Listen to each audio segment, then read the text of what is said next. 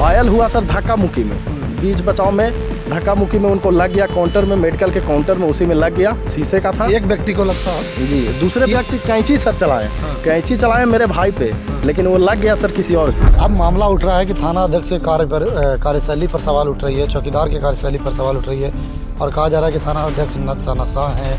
इस तरह के आरोप जो है वो मेडिकल संचालक और बाजार के लोग लगाए। 5 मिनट बीत जाने के बाद जब पिताजी नहीं आए, मैं कॉल किया, कॉल नहीं रिसीव हुआ, मैं भी पहुंचा 5 मिनट बाद। वहां देख रहे हैं कि मेडिकल संचालक के 2 भतीजे हिमांशु कुमार और एक रोशन कुमार, एक स्टाफ और खुद मेडिकल संचालक सुधीर कुमार वहां देख रहे हैं कि अधूरे हुए हैं, झगड़ा झंझट। नमस्कार, मैं चित्रंजन कुमार और आप देख रहे हैं सीटीओ न्यूज़। देखिए, अभी बीते दिन कासमा बाजार में एक मामला हुआ, मेडिकल संचालक और चौकीदार के बीच में तू-तू मैं हुई और चौकीदार और थानेदार पर अब तरह तरह के आरोप लग रहे हैं।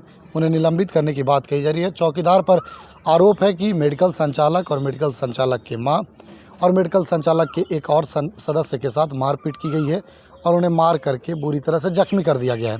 इसके बाद कासमा बाजार पूरी तरह से बंद था और लोगों का मांग था कि चौकीदार के साथ जो थानेदार हैं वहाँ के कासमा थाना अध्यक्ष, उन्हें निलंबित किया जाए। उनके चौकीदार के पुत्र हैं जो अपना पक्ष रखेंगे, पक्ष रखने के लिए हमारे पास आए हैं। उनका कहना है, क्या कुछ कहना है उनसे ही जानने का प्रयास करते हैं। क्या नाम है आपका? जी नमस्कार सर। क्या नाम है आपका? मेरा नाम पप्पू कुमार हुआ। और आपके पिताजी? पिताजी का नाम चौकीदार श्री बनवारी पासवान, जो कि कासमा थाना में ही कार्यरत है। क्या कुछ मामला हुआ था कासमा में? जी, मामला यही हुआ सर कि दवा लेकर के पिताजी शाम में आए, दवा उनको थैली में पैक करके दे दिया गया। उन्होंने बाई चांस मेडिकल पे देखा नहीं, डेट और चले आए। जब मैंने देखा तो उसका डेट एक्सपायर था। मैंने उसका फाड़ के भी चेक किया, जिसमें दवा पूरी तरह से ख़राब था। उसको लेकर के मेरा भाई वापसी के लिए मेरा भाई दवा स्टोर पर आया, जिसमें साथ में पिताजी भी बोले कि मेडिकल वाले का रवैया पूर्व में भी ठीक नहीं है, मैं चलता हूँ, शायद वो वापस करे या न करे, झगड़ा कर ले। उन्होंने घर में ही बोला। उसके बाद मेरे भाई और पिताजी आए। 5 रुपये का दवाई था? दवाई सर 70 रुपये का दवा था। ठीक है। उसके बाद पिताजी आए। 5 मिनट बीत जाने के बाद जब पिताजी नहीं आए, मैं कॉल किया, कॉल नहीं रिसीव हुआ, मैं भी पहुंचा 5 मिनट बाद। वहां देख रहे हैं कि मेडिकल संचालक के 2 भतीजे हिमांशु कुमार और एक रोशन कुमार, एक स्टाफ और खुद मेडिकल संचालक सुधीर कुमार वहां देख रहे हैं कि अधूरे हुए हैं, झगड़ा झंझट, और देख रहे हैं कि थाना बीच बचाव किया, पिताजी भी थे। उसके बाद थाने पे ले जाया गया। ले जाने के बाद वहाँ पे मेडिकल संचालक के द्वारा उनके पक्ष से लोग, बाजार से उनके भाई लोग आए। उसके बाद समझौता पत्र बनाया गया। उसके बाद वहाँ पे मामला रफा दफा कर समझौता पत्र भी बनाया गया? जी। समझौता कब बनाई गई? ये उसी दिन रात में बनाया गया। अच्छा। परसों रात की घटना है। उसी दिन रात में ये बनाया गया। समझौता पत्र बनाने के बाद मामला को रफा दफा कर गया। बजाबते समझौता पत्र पर मेडिकल संचालक और ग्रामीण का भी गवाह के रूप में हस्ताक्षर है। वो हो जाने के बाद चले आए। उसके बाद पुनः मेडिकल संचालक को चढ़ा बढ़ा करके कुछ वहीं बाजार के लोग और बाजार को बंदी करवाए। इसके पीछे कारण है सर। क्या कारण है? कारण ये है कि 1 से 2 महीना पहले थाना के बगल में ही सब ठेला रिक्शा लगाते हैं बाजार वाले। अच्छा। जगह पूरी तरह से अतिक्रमण किए हुए हैं बाजार में एकदम सड़क के किनारे ही, कासमा बाजार में। उसी कारण से ट्रक से एक बच्चा चापा पड़ के मर गया। मर जाने के कारण उसी के लेकर के थाना अध्यक्ष महोदय द्वारा बार बार कहा गया कि आप लोग अतिक्रमण हटाइए, यहाँ से ठेला दुकान हटाइए, बार बार जाम लगता है, जाम की समस्याएं होती है, दुर्घटना होती है। लेकिन इनके बाजार के द्वारा नहीं सुना गया। इनको ये मौका लगा, राजनीति के तहत बाजार को बंद करवाया गया। राजनीति के तहत? कौन कर रहा है? राजनीति बाजार के ही 2-4 लोग कर रहे हैं।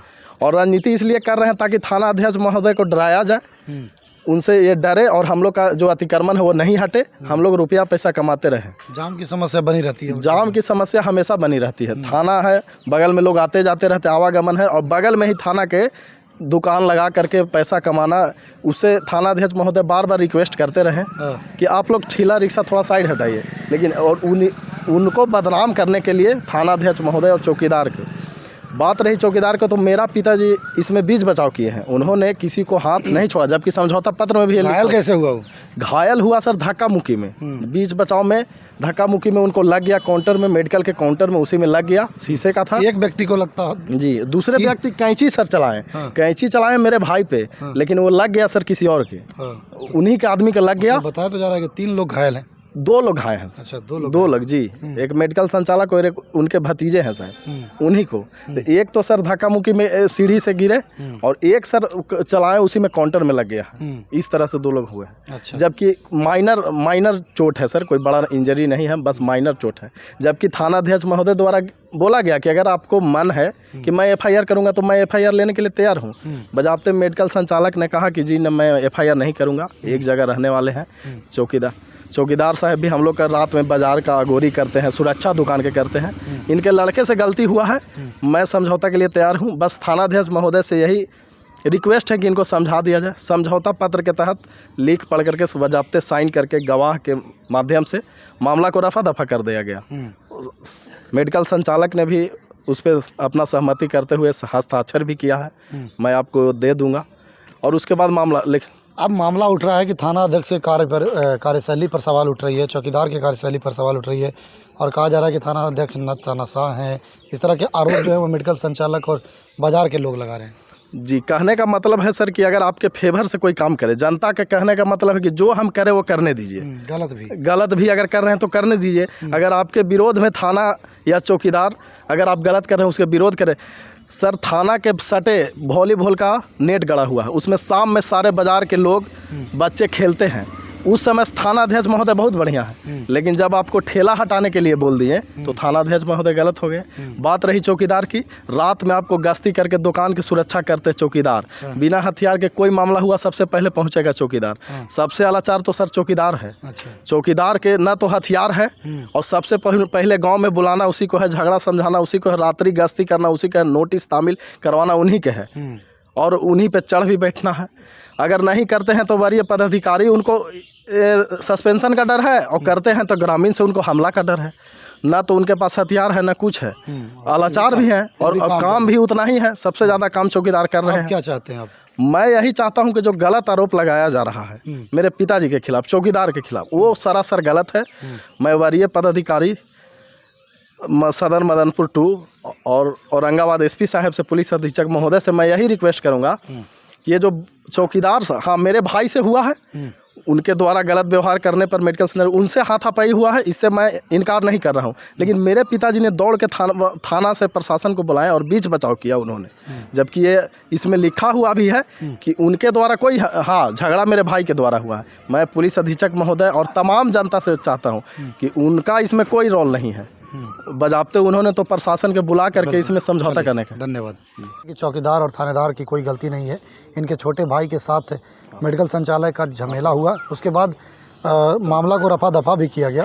लेकिन अब बाजार जो है वह राजनीतिकरण का शिकार होते जा रहा है और राजनीति का शिकार होने के बाद ही बाजार को बंद किया गया है। पुलिस अधीक्षक महोदय और DSP साहब से भी इन्होंने आग्रह किया है। देखिए आगे क्या कुछ होता है। इन्होंने अपनी प्रतिक्रिया दी है। आपकी क्या प्रतिक्रिया है कमेंट बॉक्स में बताइएगा। हम फिर मिलेंगे अगली खबर के साथ, तब तक के लिए दीजिए इजाज़त। देखते रहिए सिटी न्यूज़। धन्यवाद।